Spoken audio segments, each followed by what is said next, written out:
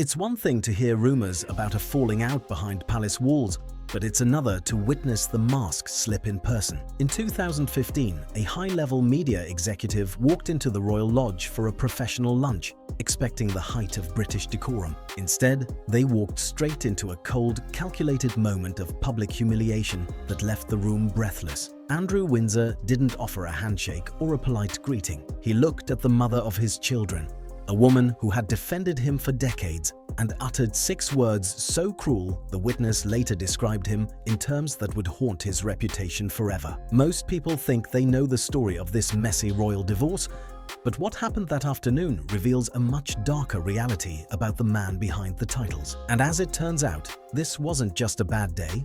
It was a glimpse into a lifelong pattern of behavior that was finally about to catch up with him.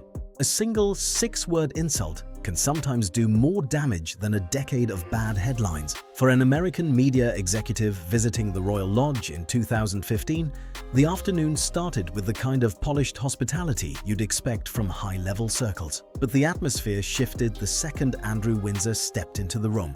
He didn't offer a greeting. He didn't acknowledge the guest's presence. Instead, he reportedly looked directly at Sarah Ferguson and asked a question that left everyone present in a state of total shock. "What are you doing with this fat cow?" The silence that followed was heavy. It wasn't just a rude comment, it was a surgical strike. Insiders say the guest was visibly stunned, unable to process how a man of his standing could speak to the mother of his children with such casual public cruelty. This wasn't a private argument that leaked out later. It was an intentional moment of humiliation staged in front of an outsider. But why choose those specific words? To understand the weight of that remark, you have to look at what Ferguson was dealing with at that exact moment. For years, reports suggest she had been fighting a deeply personal battle with her self-image. She had even gone on international television to admit that food had become an emotional shield for her, a way to survive the relentless pressure of being a global target. It is claimed that Andrew knew exactly where her insecurities lived, and he chose to press down on them with full force. Rumors indicate that this wasn't an isolated flare-up of temper.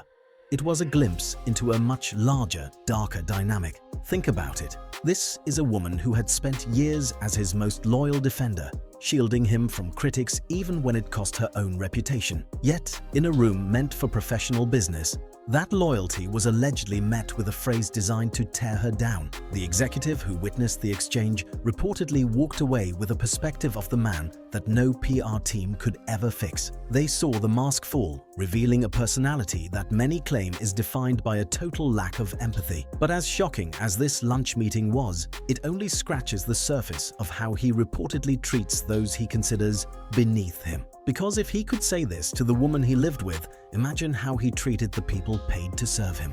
The most baffling part of this story isn't just the insult, it's the fact that she stayed. For most people, a public comment like that would be the end of the road. But for Andrew Windsor and Sarah Ferguson, it was just another Tuesday in one of the most bizarre living arrangements in history. They are the world's most famous ex-couple, living under the same roof at Royal Lodge, decades after their marriage officially ended. It is a setup that has left neighbors and even close friends questioning what really goes on behind those reinforced doors. Insiders say the dynamic between the two is less like a friendship and more like a high-stakes codependency. While the world saw them as a united front against the press, rumors indicate a much darker power balance at play. Some believe that Ferguson's unwavering loyalty wasn't just born out of love, but out of a calculated need for protection. She was the shield, and he was the one holding it. But at what cost? Reports suggest that the fat cow remark was a window into a daily reality where one partner holds all the cards. According to sources, the atmosphere at Royal Lodge could shift from warmth to freezing cold in a matter of seconds. It's claimed that Ferguson often found herself walking on eggshells, navigating a maze of moods that could be triggered by the simplest things. Yet, she remained his most vocal advocate,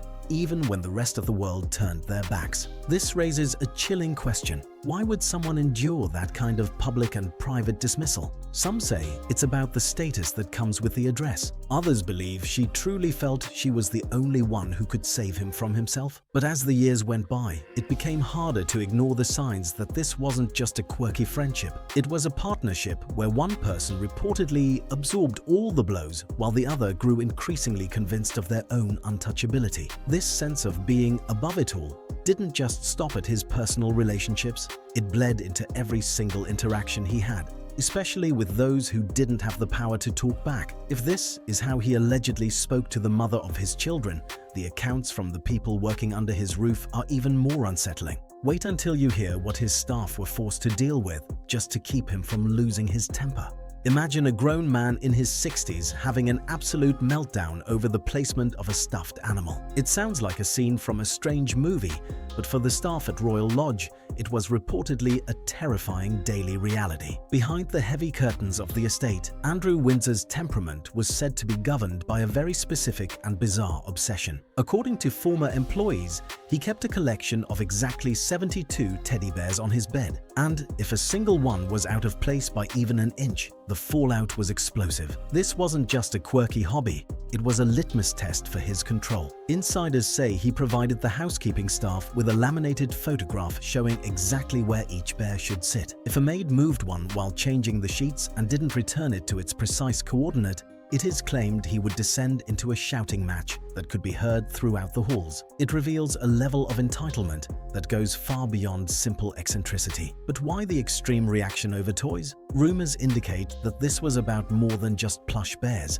It was about a man who felt the world should bend to his every whim. Reports suggest that he treated his staff less like professionals and more like subjects in a bygone era. One former guard even claimed that if Andrew didn't like the way a door was opened or how a request was handled, the verbal lashing that followed was enough to make grown men tremble. It's a pattern that paints a chilling picture. When you combine the verbal insults aimed at his family with the rigid, demanding expectations he placed on his employees, a clear image of his character begins to emerge. It is believed that he viewed everyone around him, from his former wife to the people cleaning his floors, as being there solely to serve his ego. The most unsettling part, this behavior wasn't hidden. It was an open secret within the palace walls for decades. He allegedly moved through life with the absolute conviction that he was untouchable, protected by a status that meant he never had to say sorry. But that level of arrogance eventually leads to a dangerous blind spot. And it's exactly that blind spot that allowed him to believe he could ignore the rules the rest of the world has to follow, especially when it came to his high-flying lifestyle and the company he kept.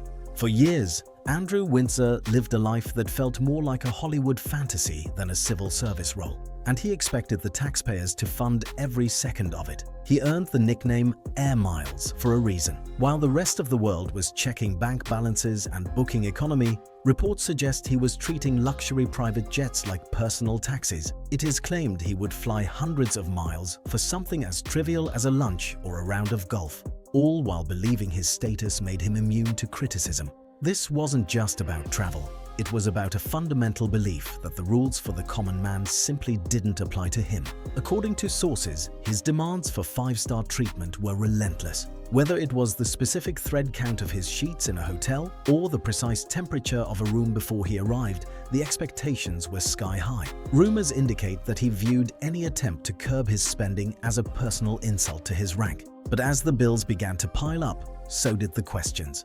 How does a man with no clear traditional income maintain a fleet of luxury cars and a multi-million-dollar lifestyle? It is believed that this shield of rank created a dangerous sense of invincibility. He wasn't just living large. He was allegedly operating in a bubble where consequences were something that only happened to other people. Insiders say this arrogance blinded him to how the world was changing. While the public was tightening its belt, he was reportedly pushing for even more security, more staff, and more prestige. He seemed to believe that his name alone was a permanent get-out-of-jail-free card for any financial or social misstep.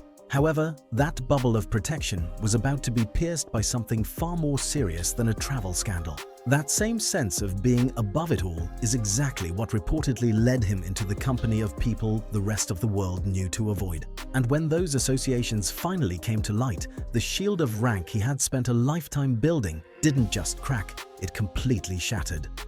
The ultimate price of arrogance is often a total loss of control.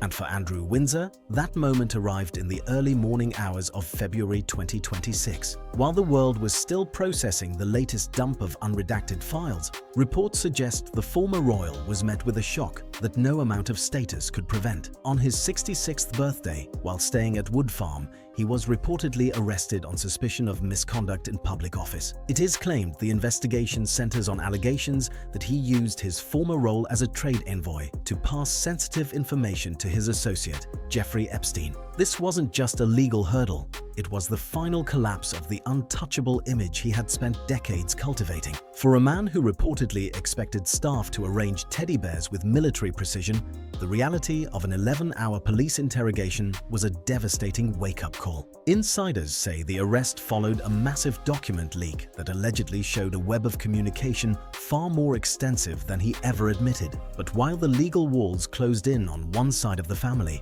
a different kind of disappearance was happening on the other. Rumors indicate that Sarah Ferguson has effectively vanished from the public eye, holed up in a €2,700 a night alpine sanctuary in Austria. Sources suggest she has been laying false breadcrumbs for months, moving between secluded chalets to avoid the heat of the ongoing investigations. It is believed she is staying at the Mayerlife Medical Health Resort, a place designed for total privacy and detoxing from the world. The contrast is jarring. While he is reportedly settling into a 5-bedroom step-down home at Marsh Farm, surrounded by CCTV, a 2-meter perimeter fence, and an airspace restriction zone, she is reportedly hiding in the mountain mist. They were once a team that shared everything, including a home and a reputation. Now, they are reportedly living in 2 very different kinds of exile. Reports suggest that even within the family, the support is drying up. While some siblings have performed welfare checks, it is believed that the new generation of leadership wants the rot cut out immediately. The question now isn't just about what happened at a lunch meeting in 2015 or who insulted whom. It's about whether this pair can survive the fallout of a lifetime of questionable choices. As the investigation enters its most critical phase, the world is left wondering, was that 6-word insult at Royal Lodge the beginning of the end, or was the end already written long ago?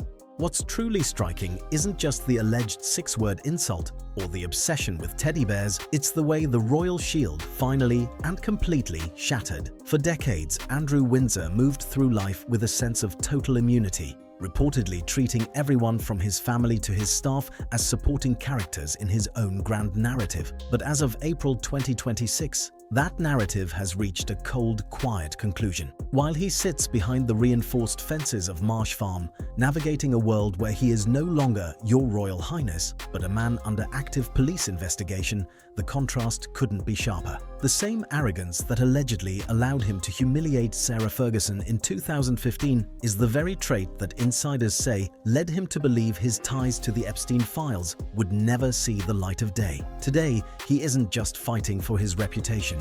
He's fighting a historic legal battle that could redefine the British monarchy forever. So, what do you think? Was that lunch at Royal Lodge a minor moment in a messy history, or was it the ultimate mask slip that predicted everything to come? Let me know your thoughts in the comments. I read every single one. If you want to stay ahead of the curve as this investigation unfolds and more files are unredacted, make sure you're subscribed. We're deep diving into the stories the mainstream media is too afraid to touch, and I'd love for you to be part of the conversation. Hit that notification bell so you don't miss our next update on the Alpine hideouts. Thanks for watching, and I'll see you in the next one.